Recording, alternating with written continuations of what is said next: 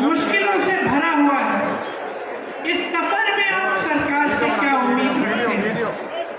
आप सरकार से ये उम्मीद रखते हैं कि आपके जीवन की जो मुश्किलें हैं उसे कम करने का प्रयास करें।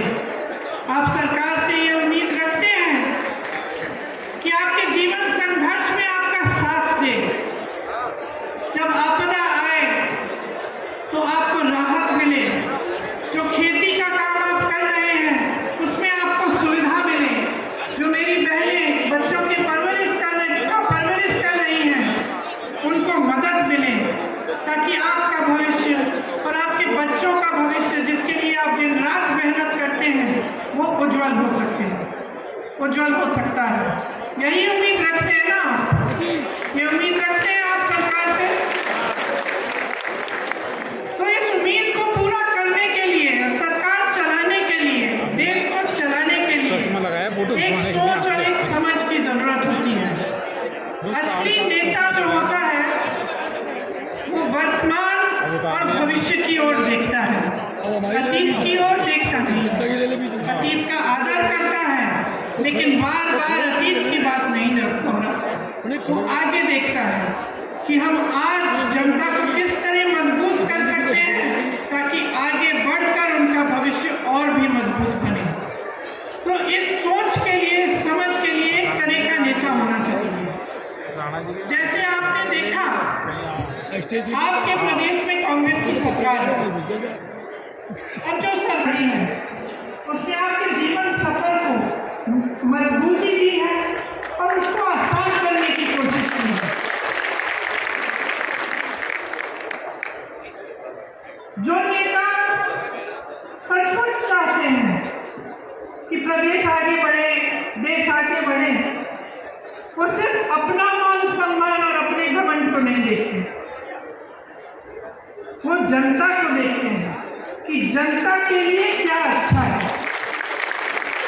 बड़ी बड़ी इमारतें बनाना, 20,000 करोड़ का नया संसद बनाना, 27,000 करोड़ के कॉन्फ्रेंस हॉल बनाने, 16,000 करोड़ के हवाई जहाज खरीदने अपने लिए, ये एक तरह के नेता करते हैं।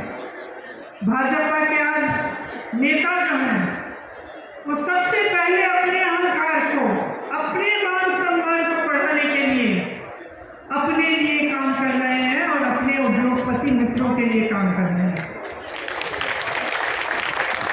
आप सोचिए, जब देश के प्रधानमंत्री 8,000 करोड़ के हवाई जहाज खरीद रहे हैं और वही प्रधानमंत्री कहते हैं कि किसानों का कर्ज माफ करने के लिए पैसे नहीं है, 27,000 तो सारी संपत्ति दे चुके हैं।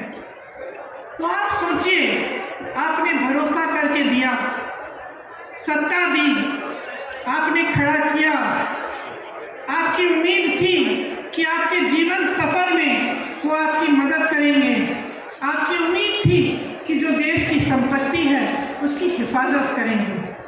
लेकिन क्या हुआ? देश की सारी संपत्ति अपने बड़े बड़े उद्योगपति मित्रों को दे दी। जो 6,000 करोड़ की कंपनियां थी, लाखों की कंपनियां थी, उनको कम दाम में बेच दिया। जहां से आपको रोजगार मिल सकता था वो अपने बड़े बड़े उद्योगपति मित्रों को बेचकर प्राइवेट कर दिया। जहां आरक्षण मिलता था वो भी नहीं मिलेगा। तो आपने उम्मीद की, लेकिन आपकी उम्मीद को तोड़ा गया। आज ये नौबत आ गई है कि प्रदेश की सरकार महंगाई के राहत कैंप लगा रही है, क्योंकि देश की जो सरकार है, केंद्र की जो सरकार है, उसने इतनी महंगाई बढ़ा दी है कि आप गुजारा नहीं कर पा रहे हैं। तो ये जो नजरिया है नेताओं का, जो भाजपा का नजरिया है, उसको आपको समझना पड़ेगा। क्योंकि जब जब चुनाव आता है तो धर्म और जाति की बात करते हैं। धर्म और जाति की ऐसी बात होती है जो आपके दिल में, आपके जज्बातों से जुड़ी होती है। धर्म की सुरक्षा, धर्म को आगे बढ़ाने की बात इसे कोई हिंदुस्तानी नहीं नकार सकता। ये ऐसी चीज है जिससे हम सबके जज्बात जुड़े हुए हैं। लेकिन आपको ध्यान से समझना पड़ेगा कि ये चुनाव के समय क्यों उठ रही है ये बातें, चुनाव के समय ये बातें क्यों करते हैं, और चुनाव के समय आपके विकास की बातें क्यों नहीं की जा रही हैं। चुनाव के समय आपको ये क्यों नहीं बताया जा रहा है कि ये जो ओपीएस पेंशन के पैसे हैं ये आपको क्यों नहीं दे सकते। जब तमाम कांग्रेस की सरकारें प्रदेश के बाद प्रदेश में ओपीएस दे रही हैं तो इनको कौन सी दिक्कत हो रही है, ये सवाल आपको पूछने पड़ेंगे और आपको अच्छी तरह से समझना पड़ेगा कि ये जो दो तरह की राजनीति हैं जो आज देश में चल रही हैं, इनमें से आपको कौन सी चुननी है।